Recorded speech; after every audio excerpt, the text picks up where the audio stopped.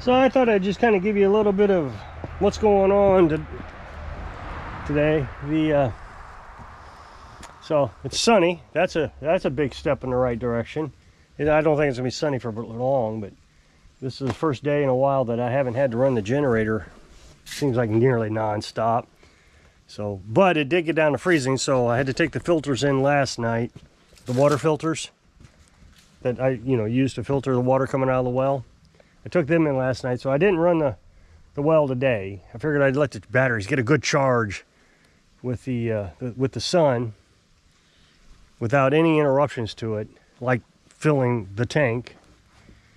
Because running the generator, there are things that happen, and so it doesn't always get a great charge. It's kind of piecemeal together charge, which doesn't hurt the batteries, but it's just the way it is. So, like for example, last night I started a generator at 5 o'clock, but I had the gas turned off on it. Yesterday's video, I think it was yesterday's video, we changed the oil in the generator. Well, I turned the gas vent off on the gas cap. I forgot to turn it back on, so when I started down the generator, it died a few minutes later. So when I came down to shut it off, it was already off, and I realized I'd forgotten that. So I had to run that last night while I was asleep. Let it die from the gas, start, running out of gas, which I do all the time. So, but this morning it's sunny. I thought I'd just going to get a good charge on it. And let's see what else. Yesterday, so a few days ago, I told you there was a guy came over. Now, before that, he brought a leaf blower over. He told me to fix it, but there was absolutely nothing wrong with it. Nothing. I started it in 2 pulls. He told me to keep it over, I don't know, a couple day period. I started it every few hours in my waking hours. I get up first thing in the morning, I'd start it. 2 pulls, 1 pull, whatever it was. So I gave it back to him free of charge. I showed him how to start it. Great. Well, then he brings his lawnmower over. He wants the deck completely rebuilt and new ignition coils. So I did all that. I didn't think he wanted me to give him a price. I mean, he just told me to do it, so I did it. Well, then when I gave him the price, he was upset. I mean, we stood out here for 30 minutes, him explaining, how expensive everything is, and I really got the impression he wanted me to lower the price, and I kind of ignored that. So just a big waste of time, him sitting there screaming at me about the cost. But I mean, my cost, my labor cost, even if I'd have taken off the labor cost, would have still been pretty high with just the parts cost. And I did everything he asked. And then I showed him the proof of the bad spindles, the one spindle that was completely had fallen apart. I showed you all that, I don't know, maybe a week ago. Bad belt, bad ignition coil, the wire, the spark plug wire on the ignition coil had broken off. Maybe you'll remember all that. So I just knew he'd never be back. But during that conversation, he said that leaf blower I brought you the other day isn't working anymore either. And I just knew he wanted that warranted. I just knew it. So yesterday I get a call from him. He says, I'm going to bring that leaf blower over to you. Okay. Now remember, I didn't charge him anything to work on that leaf blower. Nothing. I didn't even work on it. That's why I didn't charge him. I started it several times. That's all I did. I didn't think I needed charging for that. I know some folks seem to think I should, but I don't. So I just knew that I was going to have to fix this under warranty, even though I didn't touch it, and I was going to have to argue with the guy, which I really didn't want to do. So he comes over, and I look in the back of his truck, and the first thing I see is a backpack leaf blower. The one he had me fix originally was a handheld. I said, oh, it's a different one. He said, no, this other one's in there too. And then I looked again, I saw it. I said, oh yeah, there it is. He says, that handheld one is locked up. It's seized up on me. And he says, you can look at it, but if you can't fix it, you can have it. So I pulled the rope and it pulled. So I didn't see it seized up. I said, well, I'll take a look at it. Yeah, but don't be spending a lot of money on that. Okay. And then he gives me the backpack and says, this thing just won't run. But I need that one fixed, and it was a nice one. It was an Echo. Okay, yeah, I'll take a look at it. So I come and bring them over here, and I take that handheld, the one that's seized up, the one that didn't run before but did run because I restarted it every day. 2 pulls. I put gas in it, 2 pulls. I think it was just out of gas. So I stop what I'm doing. No, I didn't. I set it over here and I let it run while I fixed the Echo, or looked at the Echo. The Echo was a simple problem. It had bad fuel lines, and they weren't even so bad that I couldn't test it to see if it would run. I was able to hook it back up. They were just brittle. I had to be careful not to break them. I just hooked it back up temporarily, started it, and ran it probably for 5 minutes, but I had forgotten the handheld was still running. So I stood up, I walked over, and I heard it, and I'm like, oh yeah, that one's still running, so I shut it off. So it ran 10 or 15 minutes while I was playing with that one. So I called him up immediately because he said he was going to buy a new handheld. And I said, don't buy a new handheld. There's nothing wrong with it. Yes, there is. It locked up. It's seized up. I said, you can come over right now. I'll start it for you. I ran it for 10 minutes. Well, I'll look at it tomorrow. Like, you know, okay, I'm a dummy. I don't know that it's actually running.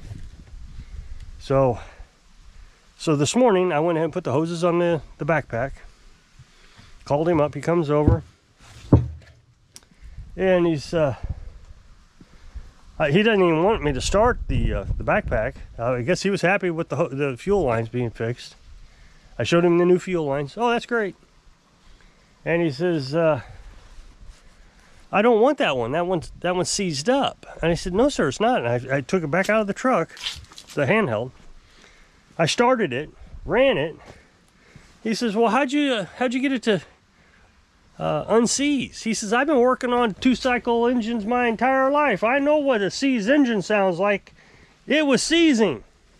I said, I didn't do anything. I pulled the rope. That's all I did. Okay.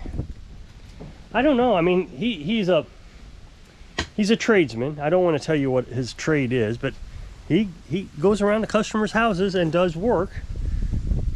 Maybe like a contract. I don't know how to explain. I mean, I don't want to tell you what he does. That's why I'm trying to be so vague, but think of some sort of contractor type of thing, type of work. Well, he does that for a living around here. And he's about 10 years older than me, so.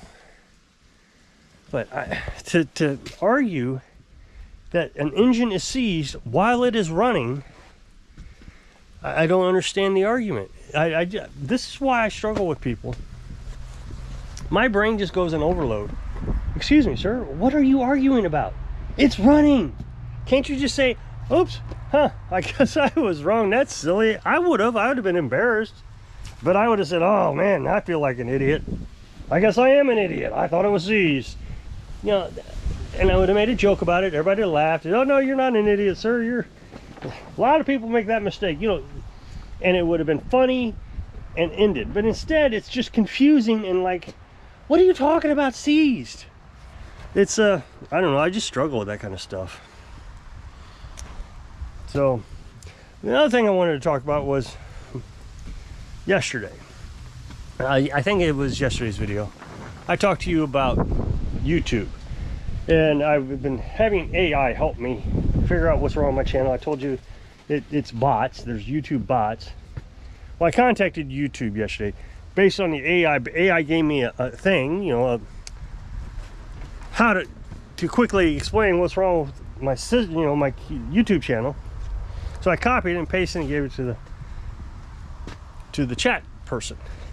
And I told you yesterday, he was just giving me the standard answers out of the book. I mean, that's all it is, or probably not in your book. He just types in my complaint into the computer. The computer tells him what here's your standard answer. But I kept arguing with him, and so he escalated it to a manager. The manager clicked out of the chat on the first question. So I didn't think I was going to get anything out of her, so I just gave up on it. Oh well. Well, the manager did write me an email. That was fantastic. I was really happy about that, although I didn't think they fixed my problem. That being said, I told you in yesterday's video that a couple hours later, I noticed that the views had jumped up. It had doubled, 15 to 30. I know that's not a huge amount of views, but every hour, 15 to 30, so it was a pretty significant jump. The other thing, the main complaint I had was I keep losing 2 subscribers every few hours, very consistently. And when I made the video yesterday, I hadn't lost any in a while.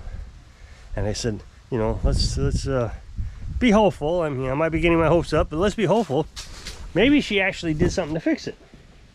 Well, it's been 24 hours. And during that time, I lost 2 subscribers, 2 actual subscribers. I mean, I can see when it's an actual subscriber. I can't see these mystery bot unsubscriptions. So I lost 2. So I went from 16 to 14 to 88,000, 16 to 88,000, 14, whatever it is. And it has held steady ever since. So almost 24 hours. I haven't lost any subscribers except those 2 that are accounted for. So that's a pretty big deal. So at this point, if it is going to hold steady like that, there is a chance that I'll be able to rebuild this channel. And that's just great. The other thing is the other channel, it was starting to be affected by the same thing, whatever that was, the bot. And I mean, I've seen it every time.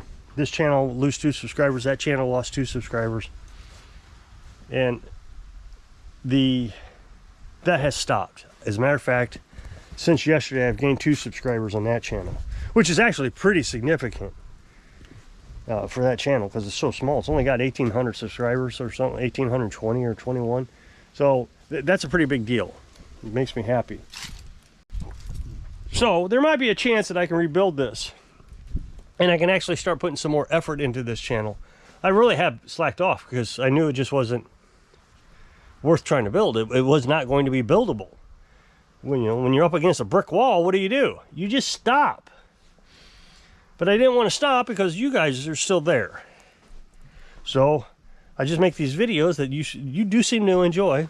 But now I can start putting some focus into it. I can start thinking about how to, I don't know, pivot this channel or something. Do something. I mean, I've done everything off grid that I can imagine. I mean, what else can we talk about? You want to talk about the generator again today? Solar panels again? I mean, what? I know everybody wants me to talk about chickens, but we're not going to get chickens anymore. They died, and we're going to leave them dead. So, but, maybe we'll figure out something. But at least it gives me hope that there's something to figure out, not just a hopeless drip, drip, drip of loss of subscribers. So, I'm going to cut it a little short today. So, if you'll click this up next box to take to a video over my other channel, really appreciate it. Go check it out. So, if I can inspire you, hang in there. Buy a thread. Sing, live your dreams. Thanks for watching.